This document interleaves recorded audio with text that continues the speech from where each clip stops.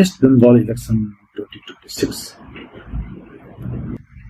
Waste Bengal का election जो है, चुनाव जो हो रहा है, सिर्फ सरकार बदलने का नहीं है, बल्कि ये जिंदगी बदलने का चुनाव है।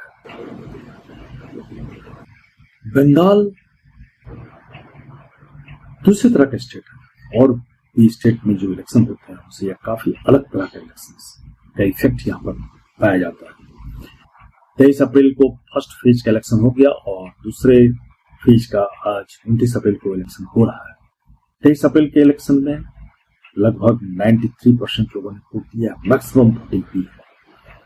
और 29 अप्रैल आज के वोटिंग में भी दोपहर तक काफी अच्छी खासी संख्या हो गई लोगों की वोट देने वालों की, और लगता है शाम तक ये 90% को क्रॉस कर जाएगा फिर, और उसके बाद 4 मई को नतीजे हैं। लेकिन इस बार चुनाव सिर्फ तारीख नहीं है, ये बंगाल के अगले 10 साल का फैसला है। यस, बंगाल का फैसला है ये इलेक्शन। और चुनाव में साफ जो है वो स्पष्ट मुद्दे दिख रहे हैं, टीएमसी वर्सेस बीजेपी, और कोई पार्टी नहीं है, टीएमसी वर्सेस बीजेपी। कांग्रेस का तो नाम निशान भी नहीं है। लेफ्ट बॉम्ब होता है, गोली मारा जाता है, या तो खुद ही एक परसेप्शन आपने पूछा है लोगों से, पर वैसा आपको दिखा बिजनेस का माहौल बहुत ही बढ़िया है। मेरे को तो यही मेरा घर लगता है। मैं वहाँ पढ़ा हूँ, स्कूलिंग में हुई आगरा में, लेकिन यहाँ से अच्छा कुछ नहीं। वहाँ जाकर बात कर रहे हैं, लोगों से बात कर रहे हैं, लोगों के बीच आइडियोलॉजी पर बात, ये जब ऐसा बोल रहे हैं आइडियोलॉजी, तो उनको मालूम है मुझे वोट जब आइडियोलॉजी में मिलना है तो मैं शिक्षा पर, स्वास्थ्य पर, नली गली पर क्यों बात करूं। बिहार सबसे बड़ा उदाहरण है। विश्वास मानिए, मैंने शिद्दत से चाहा था कम से कम 5 सीट तो मिले दर्शना। मैं यहाँ का बंगाली हूँ मैं। केसी सिन्हा सर हार गए वहां पर, कौन जीता उसके अगेंस्ट में बात कर रहे हैं, जिसमें कि पता चल रहा है कि लोग जो है किस तरह से, मैक्सिमम लोग जो है सही बात को बोलने में डर रहे हैं, चकते हैं सही बात को कि उन्हें सरकार बदलना है या नहीं बदलना है। उन्हें डर कि वो जब जो प्रोजेक्ट में सरकार उनके अगेंस्ट में बोलेंगे तो उनके आदमी आंखों को तंग करेंगे। इस तरह के डर जो है, जो ग्राउंड लेवल पर जो बात कर रहे हैं जो मीडिया ना, उनसे पता चलता है, छन कर ये आ रहा है कि ये हो रहा है बंगाल में। आम जनता जो है वो सही चीज बोलने में हिचक रही है। लेकिन अभी सरकार ने काफी कोशिश किया है कि लोग डर के माहौल के बिना वोट में भाग ले, इलेक्शन दे। सीआरपीएफ की कंपनी, सेंट्रल सिक्योरिटी फोर्स जो है, सेंट्रल फोर्स जो है वहां पर गई है। उनकी कंपनियां जो है इलेक्शंस को काफी फेयर करवाने में महत्वपूर्ण भूमिका निभा रही है, और जो बदमाश गुंडे हैं उनको इलेक्शंस के वोट से दूर रख रही है। ये बहुत जरूरी चीज थी जो सेंट्रल गवर्नमेंट ने किया है, और काफी आवश्यक हुआ कि भय के माहौल में वोटिंग नहीं होनी चाहिए। कुछ लोग तो ये भी कर रहे हैं कि पिछले बार उन्होंने जब वोट करने के लिए अपने पर्चे भरे और अंदर गए तो वहां पता चला कि यस तुम्हारा वोट हो गया, तुम अब जाओ। मैंने वोट इस तरह से दे दिए जाते थे। अभी भी एक लेडी जो है वो बूथ पर कह रही थी कि जो बूथ के अंदर गई तो वहां पर वहां वोटिंग प्लेस पर लोग उसको कहा गया कि हमारी वोटिंग हो चुकी है। वो काफी हल्ला कर रही थी कि ऐसा क्यों हो रहा है। तो ये सब चीजें हैं जो बंगाल के इलेक्शंस में छन कर आ रहे हैं। सबसे बड़ी बात, बारिश का मौसम आने वाला है, सड़क बंद है, ये सबसे बड़ा मुद्दा है। ट्रैफिक, रोज का स्ट्रेस, इस पर लोग क्या कहते हैं, इस पर कुछ यूट्यूबर्स ने बात करने की कोशिश की है, न्यूज चैनल में बात करने की कोशिश की है। मैक्सिमम लोग चाहते हैं कि सुधार हो, जो अभी की स्थिति है उस स्थिति से सुधार हो। ऑफिस वर्कर्स लेट होते हैं, स्टूडेंट क्लासेस मिस कर रहे हैं, बिजनेस में लॉस हो रहा है। ये सभी मुद्दे हैं जो जनरल पब्लिक जो है इन मुद्दों को देख रही है। इसलिए वोट करते समय लोगों को सोचना है, क्या मेरी जिंदगी आसान होगी? इस तरह की चीजें होनी चाहिए। महिलाओं के लिए भी यह सबसे बड़ा सवाल है, क्या रात में सेफ फील होगा? मैक्सिमम महिलाओं ने कहा कि हाँ, महिलाओं के लिए कोई दिक्कत नहीं है, महिलाएं सेफ है। लेकिन ममता बनर्जी गवर्नमेंट ने कहा है कि 8 बजे रात के बाद से वो महिलाओं खुद अगर निकलती है तो उनको सेफ्टी के बारे में खुद सोचना होगा। गवर्नमेंट इस पर कुछ नहीं कर सकती। ये एक बहुत बड़ा मुद्दा है। एक इंसिडेंट भी नैरेटिव बदल सकता है। यहाँ सबसे बड़ा जो इम्पोर्टेंट जो बात है वो है कि लोग क्या सोच रहे हैं। जो यहाँ का कल्चर है, वो कल्चरल डाइवर्सिटी जो है किस तरह से चेंज हो रहा है। लोगों की मानसिकता पर हमारा जो है ये समाज चलता है, समाज बदलता है। समाज में कुछ लोग ऐसे होते हैं जो अपने विचारों को इस तरह से पेश करते हैं कि मैक्सिमम लोग उससे प्रभावित होते हैं। ये बहुत बड़ी बात है जिस पर जो वहां के जो लोकल लोगों से बात करने से पता चलता है। कुछ मीडिया ने बात की है और उनमें से कुछ जो है जो पॉलिटिकल पार्टीज के होते हैं वो किस तरह से जनता में कुछ बातों को फैलाना चाह रहे हैं, ये भी पता चलता है। लोगों के मन में दो बातें चल रही है। स्कीम जो चल रहा है उससे फायदा मिला है, लेकिन करप्शन का क्या होगा? करप्शन बहुत है यहाँ, और यही सबसे बड़ा कंफ्यूजन है। लोग कंफ्यूज हो रहे हैं कि गवर्नमेंट जो है स्कीम जो चला रही है उससे फायदा तो हो रहा है, लेकिन करप्शन बहुत ज्यादा है यहाँ। Loyalty versus accountability. Hindu Muslim factors दिखता जरूर है, लेकिन ग्राउंड रियलिटी में लोग रोजमर्रा के इश्यूज पर ज्यादा फोकस कर रहे हैं। पॉलिटिक्स नैरेटिव बना रही है, जनता प्रैक्टिकल सोच रही है। बंगाल हमेशा से इंटेलेक्चुअल स्टेट रहा है। यहाँ के लोग काफी इंटेलेक्चुअल रूप से सोचते हैं। यहाँ की सोसाइटी भी उसी तरह से बनी हुई है कि लोग इंटेलेक्चुअल कैटेगरी के होते हैं। लेकिन अभी के समय में क्या है कि यहाँ बहुत से लोग आकर मिक्सअप हो गए हैं। कल्चरल डाइवर्सिटी जो हो गई है, इसके चलते बंगाल की ओरिजिनलिटी जो है वो मिक्सअप हो गई है। डिबेट आइडियोलॉजी से हटकर सर्वाइवल पर आ गई है। किस तरह से सर्वाइव किया जाए, बहुत बड़ा इश्यूज यहाँ का होता जा रहा है। राइटर्स, थिंकर्स, स्टूडेंट्स अब सवाल पूछ रहे हैं कि हमारा क्या होगा, किस तरह से हम जो है जॉब प्राप्त करेंगे। ये स्टूडेंट्स का सोचना है। राइटर्स जो है अब दूसरी तरह से लिख रहे हैं। थिंकर्स जो है वो उनकी सोच बदल गई है। ये सभी चीज जो है जो बंगाल में हो रही है, ये चुनाव स्लोगन्स का नहीं रहा, ये परसेप्शंस वर्सेस रियलिटी का है। ये चुनाव डिसाइड करेगा गवर्नेंस कैसा होगा, इकोनॉमी यहाँ की कैसी होगी, लॉ एंड ऑर्डर सिचुएशंस क्या होगा, सोशल हार्मोनी यहाँ किस तरह की होगी। ये चुनाव जो है ये जरूर ये डिसाइड करता है। इस बार वोट नेता को नहीं, अपने फ्यूचर को देना है, ये कुछ लोगों का मानना है। कुछ लोग यहाँ सोच रहे हैं कि यस, हमारा फ्यूचर क्या होगा। हमारा अभी 15 साल तक एक ही गवर्नमेंट जो है चला रही है, उन्होंने क्या क्या डेवलपमेंट किए, कौन कौन चीजें बाकी रह गई, क्या इसी तरह से चलता रहेगा? कुछ लोग इसीलिए चेंज भी चाह रहे हैं, और ये सही है कि गवर्नमेंट को चेंज होना भी चाहिए। 15 साल तक एक गवर्नमेंट अगर वहां पर रहती है और वहां के मुद्दे जो है वो नहीं सॉल्व किए जाते हैं तो निश्चित है कि चेंज की आवश्यकता है। लोगों को ये देखना चाहिए कि नया गवर्नमेंट जो है क्या कर सकती है। तो ये है बंगाल के इलेक्शंस और वहां के मुद्दे, वहां की कल्चरल डाइवर्सिटी, किस तरह से कलकत्ता में जो है कल्चर जो है वो मिक्सअप हो गया है। कलकत्ता शुरू से कल्चरल हब रहा है। वहां हर चीज बहुत, बंगाल में खासकर हर चीज बहुत अच्छी तरह से मनाया जाता है, बहुत दिल से लोग मनाते हैं।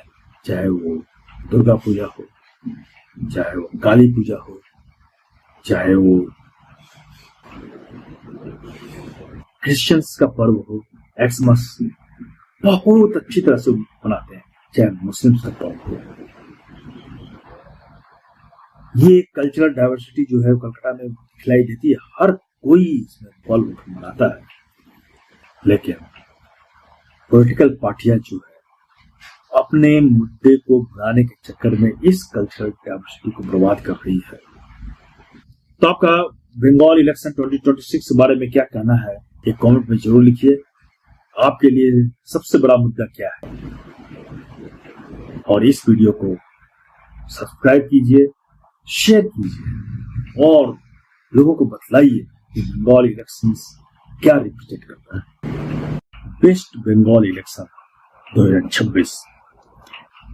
वेस्ट बंगाल का इलेक्शन सिर्फ इलेक्शन नहीं है, और ये सरकार बदलने का सिर्फ चुनाव नहीं है, बल्कि ये जिंदगी बदलने का चुनाव है, जिंदगी बदलने का। बंगाल 2026 वोट ने भविष्य का फैसला है। 23 अप्रैल और 29 अप्रैल और फिर 4 मई को नतीजे। 23 अप्रैल का चुनाव हो चुका है, जिसमें कि 93% लोगों ने वोट दिया, काफी मैसिव वोटिंग हुई है। और 29 अप्रैल आज है, आज भी काफी लोग वोट के लिए आ रहे हैं, वोट दे रहे हैं, और संभावना है कि शाम तक ये 90 क्रॉस कर जाएगा। लेकिन इस बार चुनाव सिर्फ तारीख नहीं, ये बंगाल जो है, बंगाल के अगले 10 साल का फैसला है। इस बार टीएमसी और बीजेपी की सीधी टक्कर है। इस बार मुकाबला एकदम सीधी टक्कर की है, टीएमसी और बीजेपी, और इसके बीच सबसे बड़ा मुद्दा है नंदीग्राम इफेक्ट। 2021 में जो हुआ था उसने ये साबित कर दिया कि बड़े नेता भी हार सकते हैं, जनता अपने फैसले को बदल सकती है। पर सवाल ये है, क्या इतिहास दोहराया जाएगा? अब हम ग्राउंड रियलिटी पर आते हैं। मीडिया क्या करती है? मीडिया जो है काफी एक्टिव है। मीडिया कह रही है ये हाई वोल्टेज पॉलिटिकल बैटल है, हाई वोल्टेज पॉलिटिकल बैटल, और आइडेंटिटी पॉलिटिक्स बढ़ रही है, क्लोज कंटेस्ट एक्सपेक्टेड है। लेकिन हम आम जनता की बात भी जानेंगे। आम जनता क्या कह रही है? हमें सड़क चाहिए, स्लोगन नहीं। ट्रैफिक और पानी की समस्या खत्म हो गई है, जॉब चाहिए, प्रोमिसेस नहीं। हेल्थ सेक्टर में काफी गिरावट आई है, हेल्थ के लिए बेटर ऑप्शंस चाहिए। ये सभी चीजें हैं जो कि मुद्दा है इस बार इलेक्शंस के। लेकिन सबसे मोस्ट इंपोर्टेंट थिंग क्या है? जैसा कि मीडिया रिपोर्ट बता रही है, मीडिया लोग बात कर रहे हैं, मीडिया कर्मी जो है वो वहां बात कर रहे हैं, तो ऐसा पाया जा रहा है कि मैक्सिमम लोग जो है स्पष्ट बोलने से घबरा रहे हैं कि वो क्या चाहते हैं। वो ममता बनर्जी को नहीं चाहते हैं, या ममता बनर्जी को चाहते हैं, या दूसरी गवर्नमेंट को आने देना चाहते हैं, चेंज चाहते हैं, ये स्पष्ट वो नहीं बता पा रहे हैं। उनके मन में एक ऐसा डर लग रहा है कि अगर वो उन्होंने कहा कि उन्हें चेंज चाहिए, तो टीएमसी के लोग उनके घर आएंगे और उन्हें तंग करेंगे। इस तरह की चीजें जो मीडिया दिखला रही है, मीडिया और नेशनल लेवल पर जो मीडिया है उसमें मैक्सिमम में आप देखिएगा बंगाल के बारे में एक ही स्लोगन है, एक ही ये है, प्रेजेंट गवर्नमेंट जो है ममता बनर्जी की वो सही नहीं है। मुस्लिम्स हिंदुओं को काफी प्रताड़ित कर रहे हैं। ये सभी मैक्सिमम जो नेशनल लेवल के जो चैनल है, चाहे आज तक हो, इंडिया टीवी हो, ये सभी चैनल जो है अभी यही दिखला रहे हैं मैक्सिमम कि हिंदू और मुस्लिम का वहां काफी ज्यादा विवाद है। हिंदू को दबाया जा रहा है, मुस्लिम जो है वो ममता बनर्जी मुस्लिमों की फेवर कर रही है। ये सभी चीजें मीडिया में दिखला रहे हैं। सच्चाई जो है कभी कभी कुछ न्यूज चैनल जो है वो या यूट्यूबर्स जो है, जैसे न्यूज बेंच के यूट्यूबर, उन्होंने भी काफी कुछ सच्चाई दिखाने की कोशिश की है।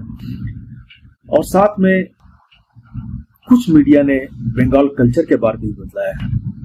बंगाल एक्चुअली है क्या, कलकत्ता में किस तरह से मिक्स कल्चर जो है वो काम करता है, किस तरह से वहां लोग जो है किसी पर्टिकुलर कास्ट को नहीं जानते हैं, वो काम को जानते हैं, काम के बारे में ही बात करते हैं। किस तरह से कलकत्ता में फ्रीडम है, उनकी कल्चरल डाइवर्सिटी कलकत्ता में किस तरह के है की है, वो कुछ मीडिया ये दिखा पा रहे हैं, खासकर यूट्यूबर्स। लेकिन जो नेशनल लेवल के न्यूज चैनल है वो सिर्फ टीआरपी के चक्कर में हिंदू और मुस्लिम कर रही है। अब हम समझते हैं असर किस स्तर पर। ऑफिस वर्कर लेट जाते हैं, स्टूडेंट क्लासेस मिस कर रहे हैं, बिजनेस में लॉस हो रहा है, क्या है इसमें? इन सभी मुद्दों पर क्या बात कर रहे हैं लोग, ये भी बहुत इंपॉर्टेंट है जानना। इसलिए वोट करते समय लोगों को ये सोचना चाहिए, क्या मेरी जिंदगी आसान होगी? महिलाओं में खासकर एक बहुत बड़ा सवाल जो है वो है, क्या रात में सेफ फील होगा? बहुत सी महिलाएं अभी कह रही हैं कि महिलाओं को कोई दिक्कत ही नहीं है। यहाँ कलकत्ता में महिलाएं सेफ है, लेकिन गवर्नमेंट ने जो एक क्राइटेरिया रख दिया कि 8 बजे के बाद महिलाओं की जिम्मेदारी अब गवर्नमेंट नहीं लेगी, तो ये एक बहुत बड़ी बात है। लेकिन फिर भी महिलाएं जो है यहाँ मैक्सिमम महिलाएं वो चाह रही हैं कि वो सेफ है, वो बतला रही हैं वो सेफ है, और बहुत सी महिलाएं चेंज भी चाह रही हैं। तो अब प्रश्न उठता है कि क्या होगा वहां। एक इंसिडेंट भी नैरेटिव बन सकता है। लोगों के मन में सिर्फ 2 बातें चल रही हैं, स्कीम से फायदा मिला, लेकिन करप्शन भी है यार। ममता बनर्जी ने अभी 1500 रुपये जो महिलाओं को दे रही है, उनसे कुछ बहुत से लोगों को फायदा भी है, लेकिन करप्शन भी काफी ज्यादा है यार। इस पर भी लोग बात करते हैं, और यही सबसे बड़ा कंफ्यूजन है कि स्कीम से फायदा है, लेकिन करप्शन का क्या? करप्शन क्या होगा करप्शन का? लॉयल्टी वर्सेस अकाउंटेबिलिटी एक बहुत बड़ा प्रश्न चिन्ह है वहां।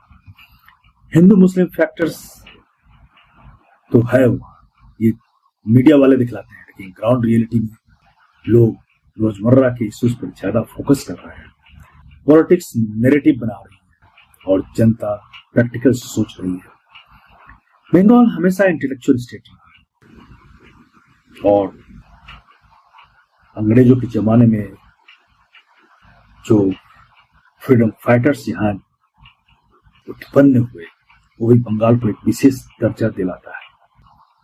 डिबेट आइडियोलॉजी से हटकर सर्वाइवल पर आ गई है बात, लेकिन वहाँ डिबेट अलग चीज है। डिबेट आइडियोलॉजी से हटकर वो सर्वाइवल पर भी है।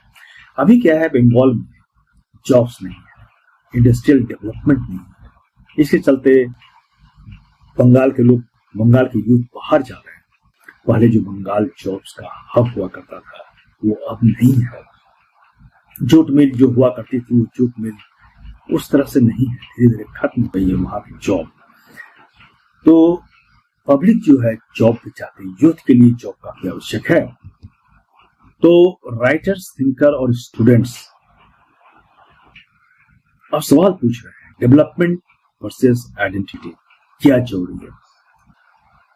कुछ लोग कहते हैं डेवलपमेंट जरूरी है, और सही मानो बिना डेवलपमेंट के किसी भी स्टेट का कोई मतलब नहीं है। जब तक उस स्टेट में डेवलपमेंट नहीं है, इंडस्ट्रियलाइजेशन नहीं है, यूथ को नौकरी नहीं मिलती, यूथ को जॉब नहीं मिलता है, यूथ को कमाने का मौका नहीं मिलता है, वो बाहर जाते हैं, तब तक वो स्टेट बेकार है, कुछ नहीं हुआ।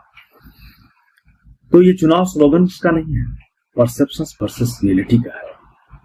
अब चुनाव से ये डिसाइड होगा governance, economy, law and order and social harmony. ये अब सभी पॉलिटिकल पार्टी को सोचना होगा। सिर्फ हिंदू मुस्लिम करने से नहीं होगा, सिर्फ नंदीग्राम करने से नहीं होगा। इस बार वोट नेता को नहीं, अपने फ्यूचर को लोग देना चाह रहे हैं, ऐसा लग रहा है। लेकिन क्या ये सफल होगी इस पर? क्या बंगाल में फ्यूचर पर ध्यान दिया जाएगा? लोग फ्यूचर पर ही अपना ध्यान देकर, फोकस देकर वोट दे रहे हैं, ये बहुत बड़ा प्रश्न चिन्ह है। लेफ्ट की सरकार को हटाया गया, लेफ्ट की सरकार हटी। इसी मुद्दे पर यहाँ की जो नैनो की फैक्ट्री जो आ रही थी टाटा की, उससे गांव के जमीन जा रहे थे, तो ममता बनर्जी ने वहां पर आंदोलन किया और नैनो की फैक्ट्री नहीं आई और सरकार भी वहां बदल गई। उसके बाद से ही ममता बनर्जी की सरकार आई है। तो क्या प्रश्न उठता है कि ममता बनर्जी ने उससे अचीवमेंट को प्राप्त किया है? क्योंकि 15 साल तक उन्होंने राज किया है यहाँ पर। टीएमसी तृणमूल कांग्रेस 15 सालों तक वहां पर जो सरकार बनाकर रही, उन्होंने लोगों के मन में विश्वास जीता है। ये बहुत बड़ा मुद्दा है। तो कमेंट में जरूर आप बताइए कि बंगाल में क्या मुद्दा सक्सेसफुल हो रहे हैं, वोट जो है असली मुद्दे पर हो रहे हैं या नहीं। आप अपने विचार जो रखिए, फिर मैं आगे बतलाऊंगा इस पर।